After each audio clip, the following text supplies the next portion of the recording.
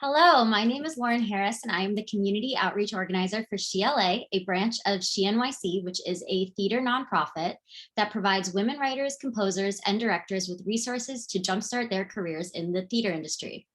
Every year, we produce summer theater festivals of brand new plays and musicals, all by women and non-binary writers in 3 cities.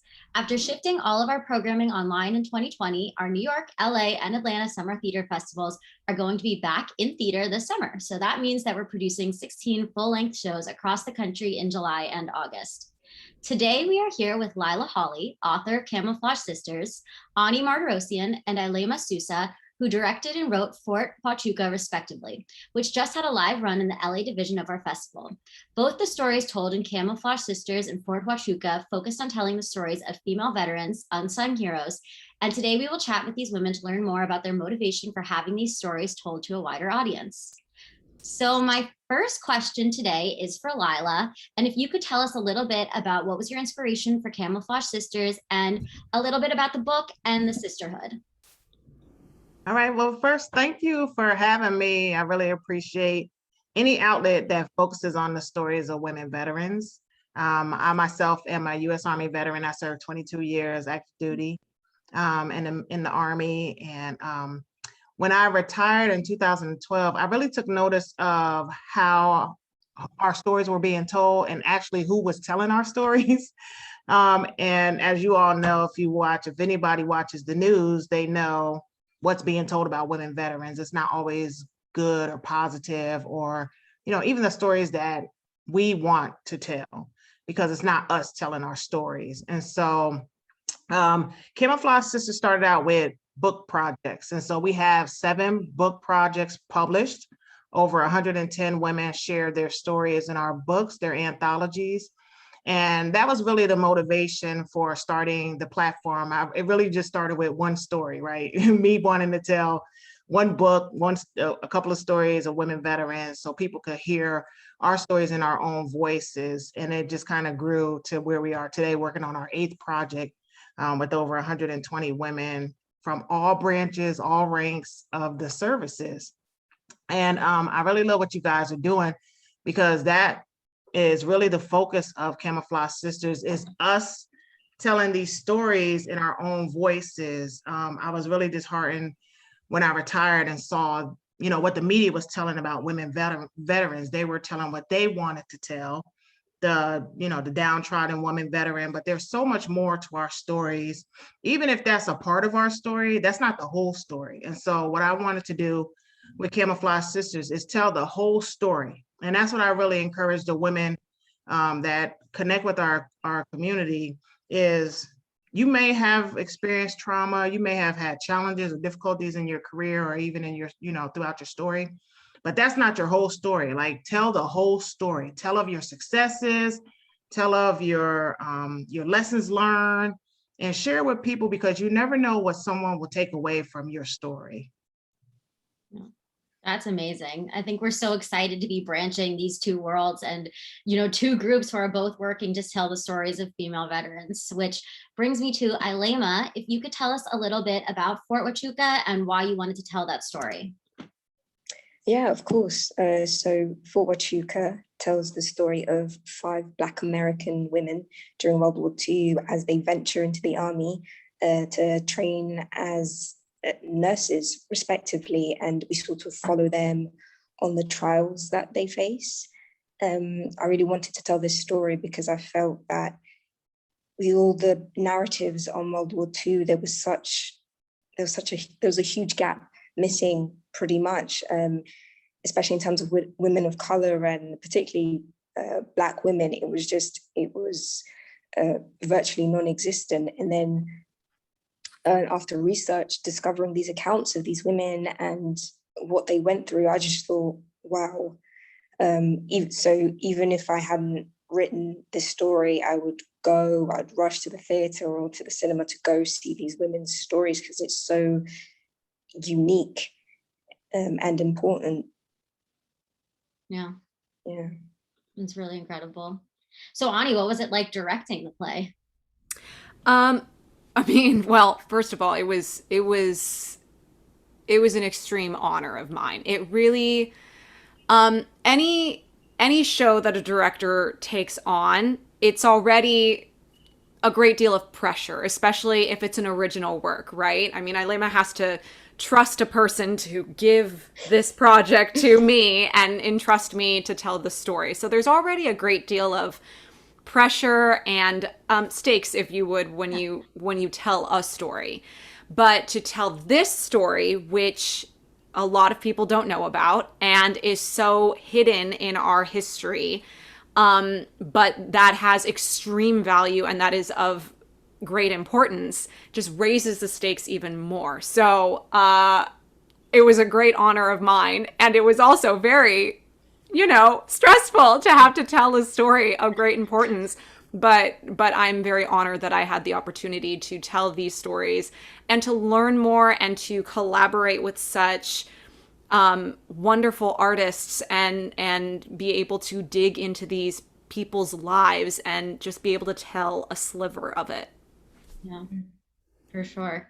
Yeah, it was interesting when we were looking for organizations to connect you all with to do this sort of talkback situation. We were like, oh, let's find an organization in California that supports female veterans. And we couldn't find anything. So we were so lucky to come across Camouflage Sisters, who really does work to promote the stories of female veterans. And I guess that makes me ask the question, why do you think that now is such a good time to be telling the stories of female veterans, especially those of color? I'll go ahead. Yeah. Oh, go ahead. Go ahead, Lila. That's to me? Anyone, go ahead. Really for everybody. I think just to touch on what Lila was saying about there not being that many stories about female veterans, let alone like Black female veterans, and these stories not really being told in a positive light. I just felt that this story is long overdue. Mm-hmm. I think one of the most consistent comment I've been hearing from audience members is the fact that they haven't heard about these women, and it just doing the story, it's like, okay, people know now, people have an idea or curiosity about these women, and they're going to go and they're going to see for themselves that it isn't all negative. It's so much more versatile, and they were so much more complex. And I think it highlights the fact that female veterans matter. Their stories matter, and I feel like, well, I hope that this is just the start of a new wave of the different kinds of stories that are being told, I think. Yeah, I agree. When I first transitioned out of the military, I looked for books that told our stories in our own voices, our own experiences firsthand. And there weren't a lot. And now, being in this world of storytelling and authorship and just finding platforms to tell the stories of women veterans, you're absolutely right. The stories are worth telling. They're worthy of telling. They're important to tell because women have made such great accomplishments throughout history and such great contributions to our country's military history that it's not always captured in the history book. So it's important for us to use our voices and to tell these stories and to have outlets like this and to have people who are interested in our stories, even those who have served. These stories are definitely worth telling. In addition to that, as watching the production of Fort Huachuca, it just really was it was really heartfelt for me to kind of be there in the room with these women and know them firsthand, having being a woman veteran myself and just understanding their struggles, their excitement, their desires. And that's what I think people don't always take away from the story of a woman veteran, is that we're just like any other woman, any other career woman. We all have desires. We all, love our jobs. We have goals and aspirations and different things that we want to do throughout our careers. We have families, we have loves lost. We have so many layers to our stories that a lot of times people see us, they hear, like you said, a sliver of the story and they think they know, but it's so much more to tell. And what I found on this journey of writing books and telling our stories is that so many women especially women veterans, a lot of them feel alone, like in their experiences, like nobody understands or nobody can connect to them. But once they find our books and they start reading these stories, it's so emotional to them because they're like, oh my gosh, this is my life. You know what I mean? This is my experience. This is what I went through. Um, and that's the same thing I learned during that challenge in my career. And so now they know they're not alone. And now they're validated in their experiences, you know? And so now they want to be seen, they want to be heard. And that's all women veterans really want. We don't want we don't want to be separated. We don't want to be, you know, separated or stood out different from our male counterparts, but we want our experiences, we want our successes to matter. We want to be thought of when you think of veterans on Veterans Day. I can't tell you how many times, you know, on Veterans Day, it's a big deal because you get to go out, you get that free veteran meal. And I can't tell you how many times I'm going out with my husband, who is also a veteran, and he'll get the thank you for your service, this, that, and the other, all the accolades and the recognition, but they'll overlook me until I speak up. You know, a lot of women have that story. Even going to the VA hospital, it's unbelievable to me in 2021 that we still have to remind people, hey, I'm the veteran here too. I'm a veteran, you know, I served as well, and not to look over us or minimize our experiences. And that's all we want. We just want to be recognized. We just want to be validated in our experiences and our contributions to history. Yeah. Yeah, and you know, as storytellers, we have a civic duty to the public to tell these stories and to share with the community and the public the like I said, the sliver of the story of these women. And if for 85 minutes, you know, someone can come to the theater and see themselves and feel like they can resonate, yes, with another human being for 85 minutes, then we've completed our job. And yeah. I was gonna say something else and then I forgot, so never mind. Yeah, no, I think let's go ahead, Lila. Sorry. I was gonna say you guys did an outstanding job because, like I said, watching it and being able to connect with each one of the characters, their stories, their experiences, and even kind of mirroring my own experiences and saying, oh man, you know, I got choked up a couple of times watching it, and that's what you want as a storyteller. That's exactly what you want. You want people to be able to connect to the story. You want them to feel the emotions, and you want them to, like you said, Ailema, to walk away and be like, oh man, I need to research. I want to know more about these women. I want to know more about their experiences because I can relate to losing a love. You know, I can relate to, you know, having desires and wanting to do more in my career. You know what I mean? So you guys did an outstanding job, and it was really well put together. Thank you. That means a lot. Do you think that there is a reason that more of these stories are being told now? Do you think that more people are finally listening? I think that, well, I guess I'll speak from the perspective of like the entertainment industry. There are new types of people in a position of power who recognize that audience members want to see new stories, not the same old perspectives every single time. And I think that that's helping push these diverse stories. I think. What else? Yeah, I think so. Like new people in charge, kind of greenlighting these stories, and it's like, okay, people enjoyed this. What other story can I look for that's gonna kind of pique my interest? And I think that's how we're able to like push these kinds of stories along. You know. Yeah, I agree. But I think there's still room to grow, and we still have a ways to go. Definitely.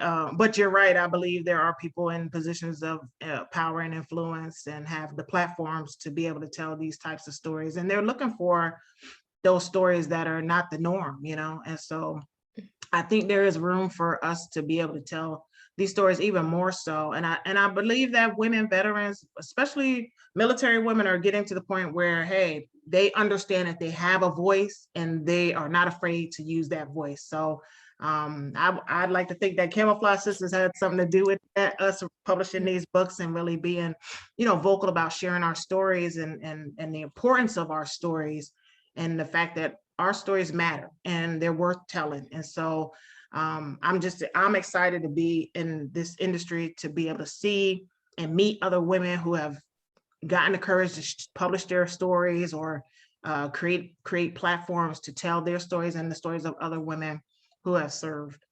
Yeah. Yeah, I mean, I was going to add off of that. I mean, it's thanks to organizations like yours that publish those books that I was able to like discover these women in the first place, because it wasn't at my school, the schools that I attended or the courses that I've taken that completely just leave like Black women of color out. So it's thanks to those books that and these organizations and the accessibility to information that I was able to get this story off the ground. So thank you, Mm.